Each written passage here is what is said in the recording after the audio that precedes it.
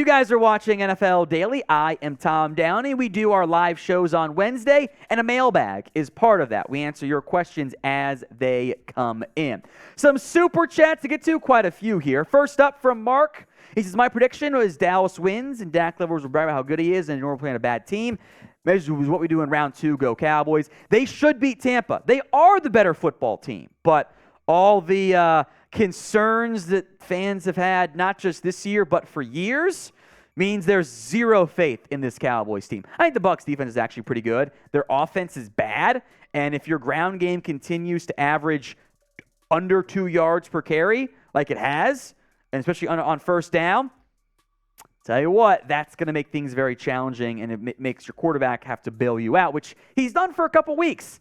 Not against the Commanders, though. Boppy Chulo sits. Any concern with Jalen Carter's stamina? This is a concern over Jordan Davis. His snap count was very low. Carter played more. I thought at times he looked tired down the stretch in games, so I totally get where you're coming from, but not really. You're going to rotate defensive linemen. There's really none who play 100% of snaps. That's just not how most defensive linemen play, and everyone likes to rotate because you're getting hit every play. I mean, you're getting banged up every single snap, and you're running around a lot. So there will be a rotation, I'm sure. It's a fair question since he kind of was on a pitch count early in the year amid injury concerns, but I'm not too worried about it. From Ryan, what is the best Super Bowl matchup for this year? I think you can either go Bills, Chiefs, or Bengals. I think all three are really fun teams with high-powered offenses, etc. in the AFC. In the NFC, I think the Niners have done a great job with Brock Purdy. It'd be fun to have it be like Patrick Mahomes, the best quarterback in the NFL. Brock Purdy, the Mr. Irrelevant rookie quarterback. The dichotomy there would be super fun. I think the Eagles have had a great season. They've got a great overall roster. Hurts has played well if he's healthy. That's a fun option. I think from a views perspective, like how do you get the best audience assuming the game is close? I think you're doing something like Dallas and Kansas City, right? Like that's how you get the best audience. A lot of different routes to how you determine best. I just hope you get a good game like we had last year. From Eli Jackson, where will Tom Brady play next year? I don't think Tampa. Brady retired, came back, got divorced, hasn't played that well, could retire. He's still been like good. It's just this is not the Brady we are accustomed to seeing out there. The numbers have dropped. The yards per attempt have really fallen. He's not being the same. There's a lot of more short area throws. They're not going downfield. It's been really weird. Look, if the Dolphins have Tua concerns, could go that route. Team I'm watching though, but the Raiders. Go back with Josh McDaniels. End your career in Vegas. I could see that being the case. But where do you guys think Tom Brady plays in 2023? Let me know in the comments section. This will be the pinned comments on today's video. So if the ad break comes here on YouTube, take advantage of it. Head down there and let me know. Tony Fuentes, will the Chiefs finish the postseason strong? I mean, I think for the Chiefs' expectations, finishing it strong means they win the Super Bowl or make it back. So I would not be surprised. They'll probably end up drawing the Bills and or Bengals at some point in the playoff run. But, yeah, I mean, I'd feel pretty good with the Chiefs having success because I got the best quarterback in the game. From Blake, a $5 super chat. Thank you, my friend. Should Denver look at Bevell and Schottenhimer? I don't love those as head coach candidates. Darrell Bevell feels like, yeah, all of our guys said no. No one wants to work with Russ. Fallback option. I do say this, especially if you hire Dan Quinn as the offensive coordinator. I think one of those guys or as the head coach, either of those guys make a lot of sense as the OC. If Dan Quinn gets that job, I would bet a lot of money that Brian Schottenhimer in some capacity is a member of that group stuff because Schottenhimer right now is on the Cowboys staff, basically working with Dan Quinn most weeks. Schottenhimer is the advanced assistant who focuses on the opposing offenses and says, here's what I would do, Dan, and they work to help do a game plan. So they're basically working alongside of each other there. Bevell's in Miami as a non-coordinator. Could hire him too as an assistant if you're Denver. From Mark, My concern is coming true. We keep this is about a Cowboys fan, by the way. We keep our lame head coach and a good DC leaves. I almost hope we lose in round 1 as it's the only way our head coach leaves and Dan Quinn stays. I could see Quinn staying. I don't think the jobs are that great this year. He thought he was going to get the Denver one last season. Didn't get it. Now it's in worse shape because of the Russell Wilson extension and everything. So I would not rule it out that both are back. But I mean, if you go one and done, you just can't run it back and expect things to change. That's the definition of insanity. Now, our friends over at Fanatics have a special deal for you guys. Jerseys on sale, under 100, under 90, sometimes as low as less than that, talking in the 60s. Chatsports.com/jersey deal. Links in the comment section and the description. Some fantastic deals. Official NFL Nike jerseys, by the way, men's and women's. If you didn't get what you wanted this holiday season, maybe if you're like me, you're like, I'll just take the cash. I don't really need anything, but I'll take the money to help pay for everything I have going on in my life. Maybe you spend some of that on a nice little jersey for yourself. Chatsports.com/jersey deal. Links in the comment section and the description of today's show. Chris B. Tom, do you like the Cowboys playing on Monday night? I'd rather it be the first game on Saturday and just get it over with. I hope they show up. This is not a unique mindset to Cowboys fans. There's so much anxiety over this game, more stress having to wait. I don't like the Monday night games in general because it leads to a short turnaround. And it's not fair for the winner of Monday night, whether it's Cowboys or Bucks, to go play on Sunday, or God forbid Saturday, against a team that had more recovery time. I don't love that. I get it's TV ratings. I understand why they do it. I would prefer if they did not have a Monday night game, period, because it makes it a very difficult turnaround in the event you win the game. As for waiting, it's fine. You got to play it. Either show up and win, or let's make some coaching staff changes, at least for Dallas. Tampa, maybe something similar, actually. RC Plane Builder. Could the Falcons sign Matt Ryan to be a backup for Desmond Ridder, and would they sign Daron Payne? They have the money if they want to go get Payne. I think with Grady Jarrett there, they might not spend that much at defensive tackle.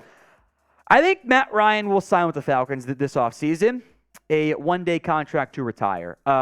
If you're going to have Ridder be your guy, you want a more mobile backup. I don't think Matt he's never been that guy, and he's certainly not that guy now. So I kind of think Matt Ryan's done. When you've been as good for as he has been for as long as he's been, you don't often see guys want to be a backup because he's old, man. Football's a very physically demanding sport. He can just go retire, rest those knees, ice them up, and just have a more relaxing life at that point. So I would be surprised if Ryan played at all next year. Now, we will have you guys covered for everything that goes on here at with the NFL at Chat Sports. News, rumors, trades, you name it. Hit that sub button right now, youtube.com/@chatsports. Junior Estrada, will the Patriots hire offensive coordinator Cliff Kingsbury or Bill O'Brien? Two very strong candidates for that offensive coordinator gig. My prediction, and this is like a month old now, has been Bill O'Brien goes to the Patriots. They reunite that chemistry with Bill Belichick. There was the report Wednesday that they're going to make some changes on the offensive staff. Matt Patricia finally gone. And then Cliff Kingsbury, if he does not take a year off, goes to Alabama, and he gets to be that OC for the Nick Saban School for Coaches Who Can't Coach Good, and willing to do other stuff good too. Tommy Jones, why hire Sean Payton when you can get Sean McVay? Simple answer is you can't get Sean McVay. I know that McVay is might be leaving the Rams, going to do TV.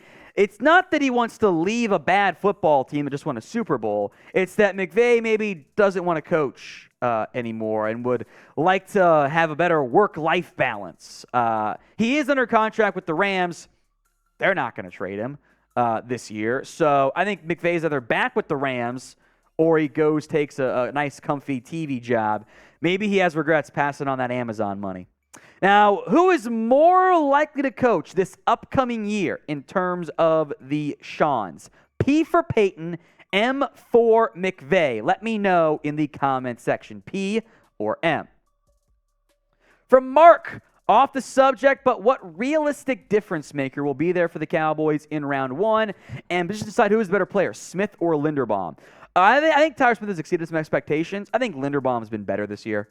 I think he's been awesome center for the Ravens. Smith he's got some of the concerns we said. There have been a lot of flags on him this year, and there have been some rough moments too. But he's a great run blocker, so I think the Cowboys are fine with that pick so far. Happy with it, frankly. Difference maker. Hey, you could have a premium player and like a Bijan Robinson on the board for you in the mid to late part of round one. Let's check in when we know where they're drafting and what teams are going to be in terms of needs in front of them.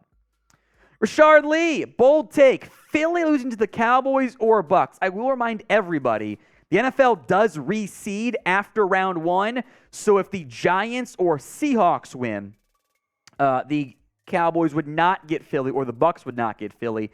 Eagles would get the lowest remaining seed. So hypothetically, there actually is a scenario where the Cowboys or Bucs host a playoff game. As wild as that one sounds, there is a possibility that ends up being the outcome if enough upsets happen. If Jalen Hurts isn't right, if he isn't 100%, and I thought he was fine against the Giants, I think there might still be some lingering side effects there. Minimum some pain he's playing through. That could be a real outcome. I think bold is the right word for it, but not impossible. Daniel Block. Should the Bears trade for Michael Thomas? Michael Thomas is a household name, sometimes referred to as slant boy, which was fine when he's dominating and getting almost 2,000 yards on slants. Here's the problem with Michael Thomas. Since 2020, he's played 10 games, 56 catches for 609 yards and 3 scores. That's not very good. The injuries have piled up. He was never a burner in the first place. He's expensive. I don't think you're trading for Michael Thomas. I think you're signing him once he gets cut. I don't know what NFL team's like, yes, bring me Michael Thomas, if they've been paying attention the past couple seasons. So I think he's going to get cut. And when that happens, Bears could make some sense that would allow them to focus on other positions with their other draft picks, because they still need receiver help. And I'm not sure Chase Claypool impacted them, at least in year one, the way they really thought he was going to. So when it comes to trades, name a player you think gets dealt. You can let me know in the comments section. Have some fun. Be bold if you wish. From Vince, what do you think about the Justin Fields trade rumors? Frankly, I think they're pretty stupid.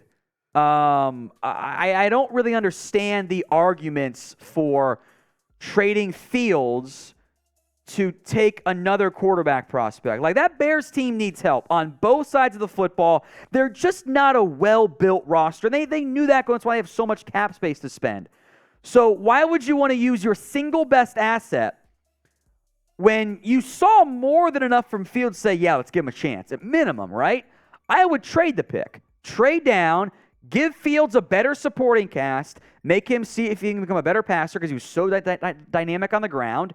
And if he ends up sucking next year, which frankly I'd be surprised by, well, now you got an extra pick next year, and you can go get one of the better quarterback prospects. Like, it's not like I like Bryce Young and C.J. Stroud. They are not better prospects for me than Justin Fields was. I love Fields coming out, and there is some confirmation bias there, I'm sure, but I'm not trading Fields. That's not a route I want to go. Rashard Leach, the Chiefs traded for DeAndre Hopkins. I think a lot of teams should, right? Mahomes and Hopkins would be a lot of fun, man. From Chris B, thoughts on Jerry Jones giving McCarthy a vote of confidence, saying his job isn't on the line if those versus Bucs. No way he's serious, right? I think that comment from Jerry was I think we're going to win against Tampa, so why would I be worried about firing Mike? I'll say this. If the Cowboys come out for the second straight year in their biggest game of the season after laying an egg against the Commanders in Week 18, and they put on a similar performance where they're not ready and they just look overmatched against a team that they are better than, Jerry's going to be pissed. And at that point, I think Jerry will want to fire Mike. And it's a question of, is Steven and or Will McClay going to talk him off the ledge? Because if they lay an egg again, Jerry's the fan at heart. He's going to be pissed.